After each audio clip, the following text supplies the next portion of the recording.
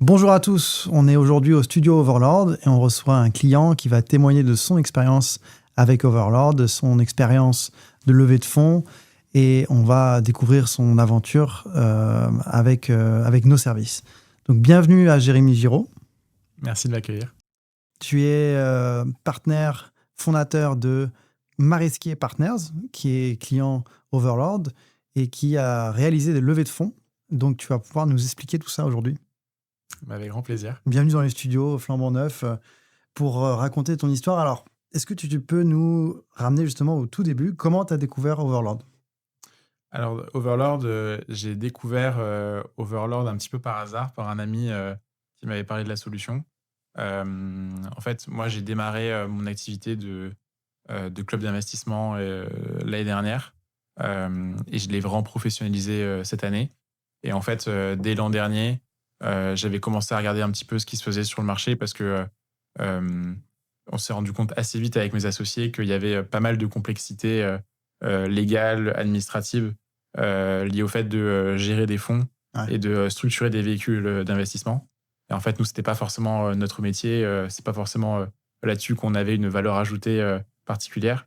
Et donc, assez rapidement, on a regardé en fait s'il y avait des solutions qui nous permettaient de entre guillemets, gérer cette partie-là qui est assez complexe pour nous. Et Overlord était tout de suite l'une des solutions qui apparaissait. Et en fait, j'ai été invité à un événement très sympa d'ailleurs qui était organisé par Gaspard, par la société avec pas mal de clients d'Overlord. Bon, il se trouve que c'était un événement plutôt réservé aux clients qu'aux prospects, donc je l'ai compris sur place, mais on s'est tout de suite bien entendu, donc voilà, le fit est bien passé. Et puis quelques mois plus tard, on a commencé à travailler ensemble sur une opération, ça s'est bien passé et on a continué depuis, quoi. D'accord, super. Est-ce que tu me parlais un petit peu justement de l'onboarding ou l'accompagnement avant de faire cette première opération? À partir du moment où tu as découvert Gaspard et Overlord, comment ça s'est passé de ton côté avec tes partenaires sur la mise en route? Ouais, complètement. Ben, nous, en fait, on avait une batterie de critères pour travailler avec un prestataire lié à notre activité, aux spécificités de notre activité. Ok.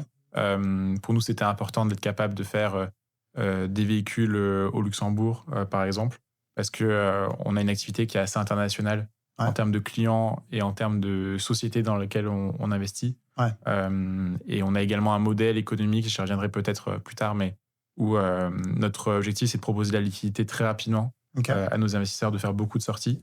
Et donc, Ah oui. c'était important pour nous d'être dans une juridiction où il y avait très peu de frais liés au fait de faire des sorties régulières sur Ouais. nos véhicules d'investissement. Et donc, le Luxembourg, pour ça, c'était assez incontournable. C'est un premier exemple. Et puis après, on avait des exigences, évidemment, en termes de qualité de la plateforme, de l'expérience, de support, etc.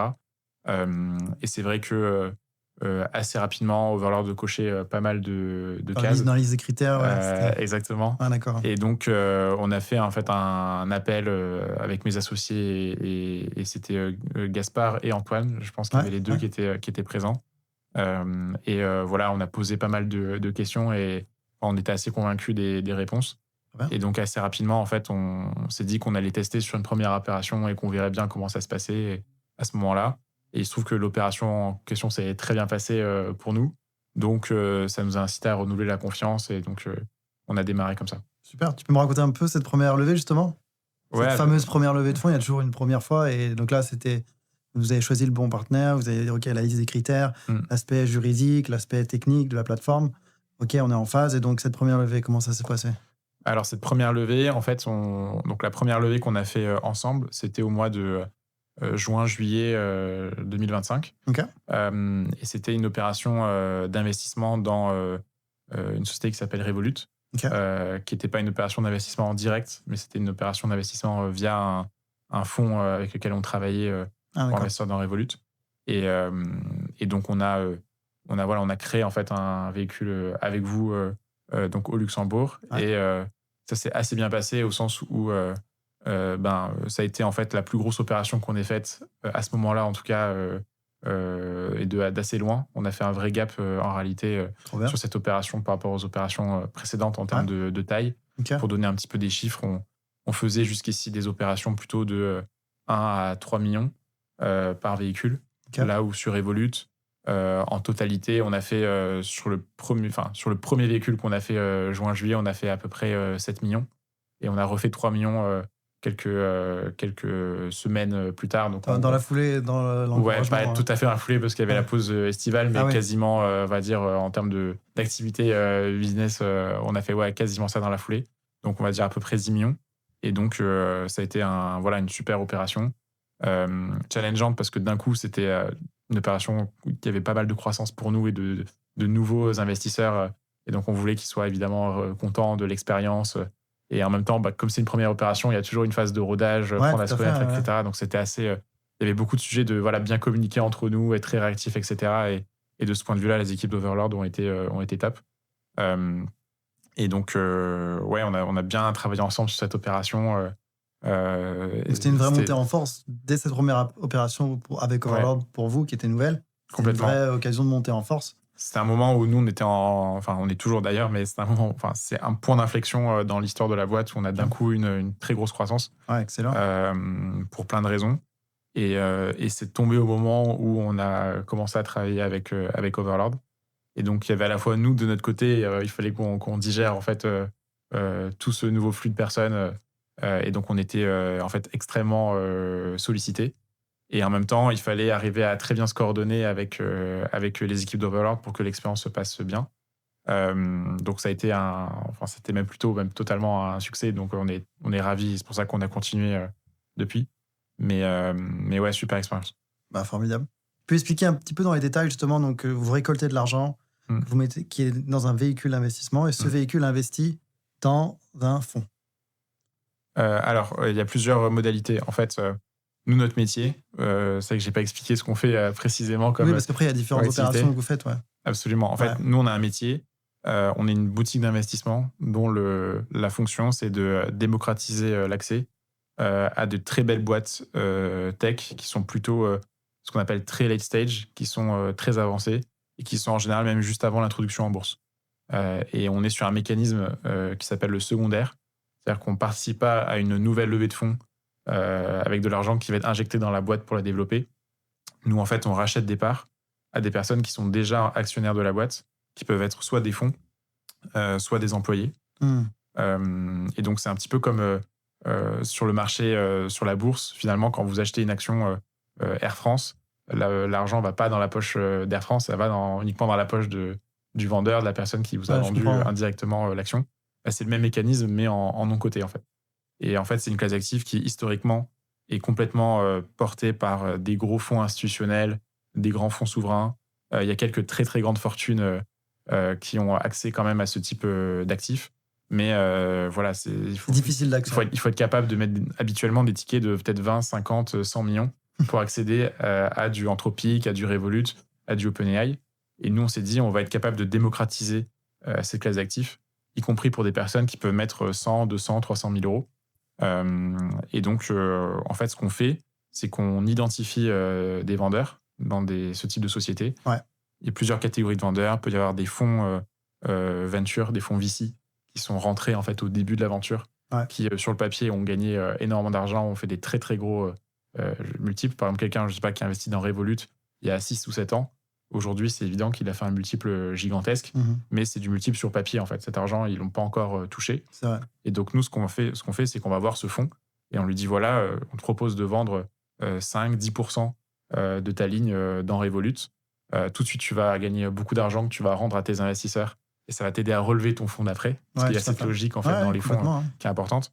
Et nous, en même temps, ça nous permet d'accéder à Revolut.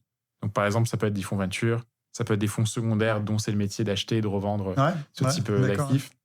Ou ça peut être des employés.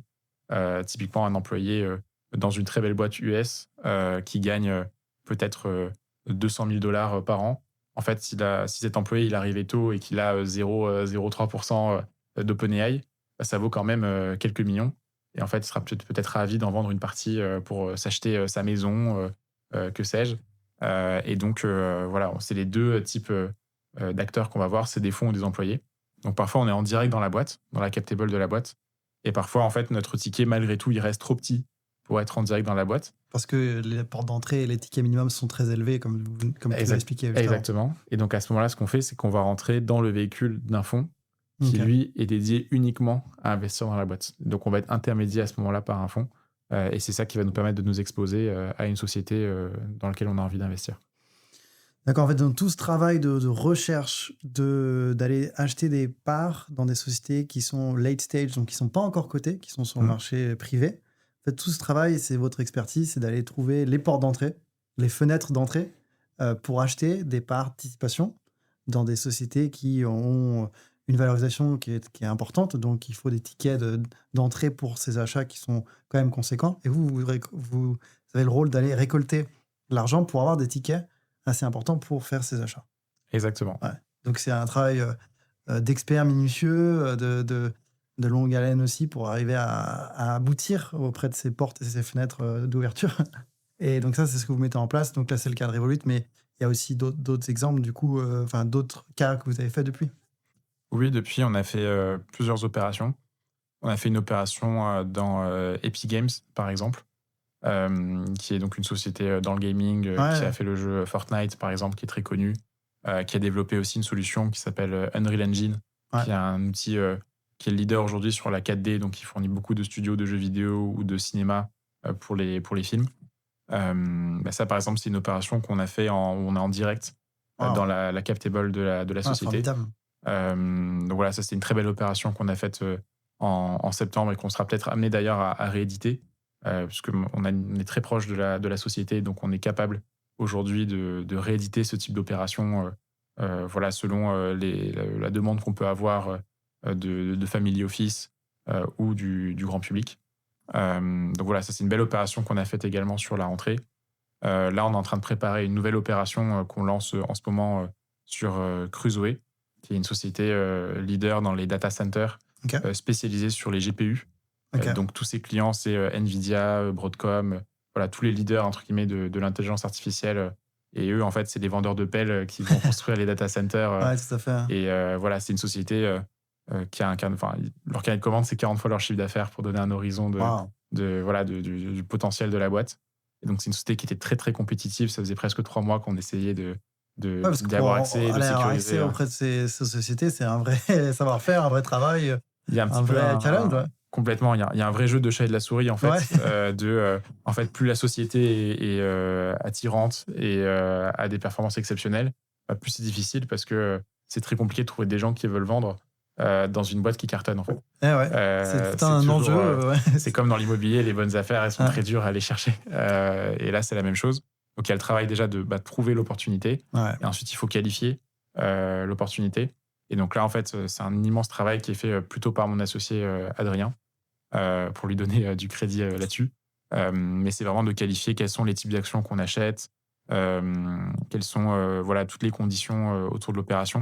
Et en fait, il y a un énorme travail de due diligence, comme on dit, Ouais, de c'est ça. qualification, pour être sûr qu'on achète du bon papier, entre guillemets, des bonnes actions pour nos investisseurs.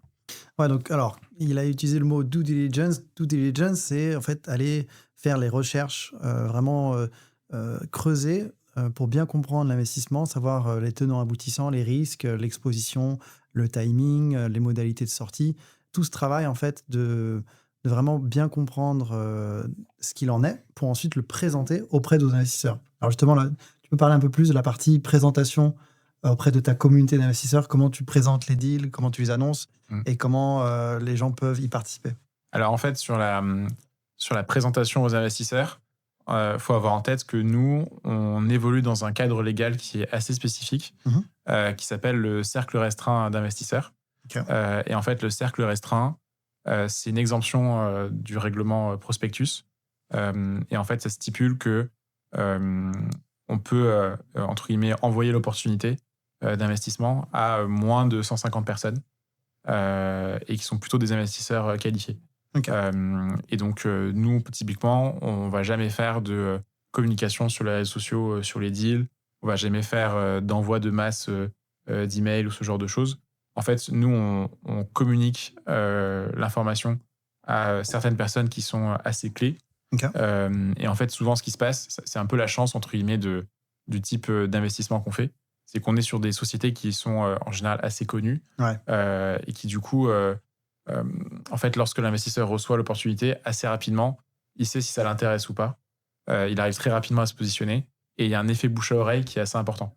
Donc en fait, nous, ce qu'on fait en général, c'est qu'on envoie un premier batch, un premier groupe d'investisseurs de peut-être 30-40 personnes Ouais. qui nous donnent déjà en fait un peu le ton de l'intérêt D'accord. des investisseurs et un petit peu aussi ce qu'ils en pensent et peut-être s'il y a des messages à affiner, etc. Et en fait, souvent, il y a une partie des investisseurs qui arrivent chez nous, enfin sur chaque opération. C'est vraiment du bouche à oreille qui fait l'effet. Parce qu'en fait, ils vont se relayer entre les dossiers, Ok. entre copains, etc. Ils vont en parler. Hmm. Et donc, nous, régulièrement, sur les opérations, en fait, il y a des investisseurs actuels qui nous font des intros à des gens qu'ils connaissent D'accord. en disant, bah voilà, j'ai un ami qui s'appelle, je sais pas quoi, Corentin. Il sait que j'ai investi dans Votre opération Anthropic précédente. avec vous, Ouais. Revolut, Ouais, tout à fait. et il est intéressé pour en savoir plus. Et à ce moment-là, on est dans un cadre un peu différent qu'on appelle la reverse solicitation, c'est-à-dire quand c'est un investisseur qui nous contacte et pas nous qui le contactons, c'est beaucoup plus protecteur à ce moment-là. Nous, on est, entre guillemets, on reste dans la définition du cercle restreint. Et D'accord. donc, la diffusion se passe comme ça. Donc, c'est un mail avec en fait les infos clés du deal, les conditions. On donne beaucoup aussi de documentation précise sur l'opération. Et ensuite, le vrai truc différenciant chez nous, c'est que, à la différence d'un fonds où finalement on met de l'argent sur une stratégie et sur est-ce qu'on aime bien les gérants en fait. Ouais. Et après, finalement, c'est à eux de déployer sur Une les thèse, sociétés. en fait, on achète leur vision, on dit OK, on met l'argent dedans et ils vont eux-mêmes se débrouiller pour le déployer. Exactement. Là, la différence, c'est qu'on présente différents projets. Ok. Et en fait, les investisseurs choisissent les sociétés dans lesquelles ils veulent investir. Donc, en fait, quelqu'un chez nous peut investir sur Epic Games, mais pas sur Revolut. Vraiment, c'est projet par projet, Hmm. deal par deal, comme Ouais. on dit dans le jargon. Tout à fait. Et donc, voilà, ça, c'est hyper important parce qu'on pense que il y a un vrai besoin aujourd'hui des investisseurs de savoir dans quoi ils investissent, de maîtriser en fait leurs finances personnelles et de ne pas simplement faire confiance à des gérants ou des institutions où derrière finalement, alors parfois ça a quand même beaucoup de vertus, hein, donc je pense qu'il faut un peu de tout, mais c'est vrai que je pense qu'il y a eu une grosse vague qui est passée où il y avait beaucoup de produits qui étaient un petit peu opaques Mhm. et où les investisseurs ne savaient pas exactement en fait où allait leur argent. Et donc ça, c'est assez apprécié des investisseurs. Donc là, concrètement, cas par cas, en fait, Marisquier Partners présente des opportunités qu'on appelle des deals, qui sont en fait des projets d'investissement, et ils les présentent à leur communauté d'investisseurs, le cercle restreint. Et ce cercle décide de se positionner ou non sur ces deals. Et donc, Marisquier Partners, en fait, a un groupe d'investisseurs qui décident d'investir, qui se positionnent sur ces opportunités que vous présentez. C'est ça, hein? C'est ça, c'est exactement ça. Ouais. Et ce format, c'est le format qui vous convient le mieux aujourd'hui. C'est ce que vous recherchiez de mettre en place, c'est ça? Complètement. Aujourd'hui, c'est un format qui fonctionne bien parce qu'en fait, ça nous permet d'avoir une relation quand même de proximité avec nos investisseurs. En fait, à partir du moment où on a quand même que, j'ai peut-être une cinquantaine, une petite centaine d'investisseurs, Ouais. on arrive à avoir un lien humain et de proximité avec eux qu'on n'aurait pas si on avait une immense base et Ouais, qu'on tout à fait. envoyait finalement comme une plateforme de crowdfunding peut-être, ou etc. Et après, ça nous arrive de faire des partenariats avec d'autres acteurs qui, eux, vont peut-être distribuer plus largement. Mais nous, à ce moment-là, c'est pas nous qui sommes en contact avec les investisseurs. Nous, simplement, on va sourcer, comme on appelle dans le jargon, les opportunités, les projets. Et après, c'est nos partenaires qui vont présenter à leurs clients. Et entre guillemets, les clients finaux de nos partenaires, on les rencontre pas, quoi. D'accord. Ouais, je vois. C'est comme différentes tranches, différentes étapes de Exactement. financement. Exactement. Encore super. Bon, là, on a pu voir du coup votre parcours, votre expérience avec vos deals, comment Overlord vous a aidé là-dessus. Maintenant, si tu devais donner un conseil à un porteur de projet, un entrepreneur, ou voire même une société qui veut accélérer son développement et qui veut lever des fonds, quel conseil tu donnerais justement sur la partie levée de fonds? Ou peut-être que ces conseils, tu veux les donner à toi du passé. Enfin, vu que ça s'est super bien passé, quelles seraient tes recommandations au niveau des levées de fonds? Alors, c'est un sujet assez vaste parce qu'il y a plusieurs possibilités. Il y a, vous avez une société et qui a un produit, un service dans un domaine spécifique et vous voulez lever des fonds à un moment donné pour accélérer. Et puis, il y a le cas de figure où vous êtes un peu plus comme moi, c'est-à-dire vous êtes un club d'investissement Ouais. et vous voulez vous lancer sur un sujet, etc. Donc, il y a les deux possibilités. Je dirais que si vous êtes, parce que c'est peut-être ce que je connais le mieux, si vous êtes dans la posture, vous avez un club, vous voulez lancer votre club d'investissement sur un sujet, je pense que ce qui est très, très important, c'est vraiment d'avoir, alors soit vous, à titre individuel, être expert du sujet et vraiment du fond du produit et de l'industrie. Si vous l'êtes pas, ben, vous associer avec quelqu'un qui l'est et qui saura apporter cette expertise, Le cœur métier. le cœur métier. Ouais. Donc, par exemple, si vous voulez faire un club deal dans l'immobilier, bah, peut-être ayez quelqu'un qui va être extrêmement expert et trouver une niche, en fait. Ça peut être l'immobilier de bureau je sais pas, sur la Côte d'Azur, parce qu'en fait, vous avez quelqu'un qui a un réseau spécifique là-bas, qui va connaître le bon banquier pour faire le levier sur la dette bancaire, etc. Et qui fait qu'en fait, vous allez être capable de proposer un produit qui va être intéressant et qui va être différenciant. Parce qu'en fait, il y a quand même de plus en plus d'offres sur le marché aujourd'hui. Ça se démocratise vraiment et je trouve que ça, c'est génial. Mais du coup, il y a un sujet aussi de concurrence qui va s'accroître. Et donc, vraiment, l'expertise métier, sur le long terme, c'est vraiment ce qui fait la différence. Ensuite, il y a des invariants, en fait, des choses qui bougent jamais dans le monde de l'investissement et qui sont là aujourd'hui et qui seront toujours là dans 10, 15, 20 ans. C'est que les gens, à la fin, ils cherchent toujours les mêmes choses. Ils veulent du rendement, ils veulent de la liquidité et ils veulent un truc pas trop risqué, quoi. C'est toujours c'est les le trois. triangle parfait. C'est toujours le triangle, en fait, des Bermudes. Idéal. Ouais. Voilà, c'est le triangle idéal. Alors, vous aurez jamais les trois à fond, ça n'existe pas. Sinon, c'est sûrement une arnaque. Mais en fait, faut toujours réfléchir à votre offre et votre positionnement par rapport à ces trois éléments et vous dire bah, qu'est-ce que moi, je vais essayer de maximiser. Donc, peut-être que vous êtes dans une industrie, par exemple, où il y a peu de liquidité et vous allez chercher à apporter beaucoup plus de liquidité que dans le reste de l'industrie. Nous, c'est un petit peu ce qu'on fait. On est quelque part dans l'industrie du venture capital et de la tech. Bah, c'est une industrie qui, historiquement, a très peu de liquidité. Il n'y a pas beaucoup d'exits, etc. Donc, si d'un coup, on apporte une couche liquidité dans un secteur, bah, tout de suite, on est différenciant et on attire beaucoup l'intérêt des gens. Ouais, très bien. Inversement, mais là, je vous parle de la liquidité, mais ça peut être la même chose sur le rendement, le risque.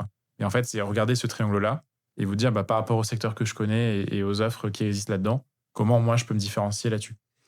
Alors, ce fameux triangle dont tu parles, en fait, c'est comme une boussole de décision qui est valide autant pour l'investisseur qui cherche un projet que pour le porteur de projet qui présente les opportunités.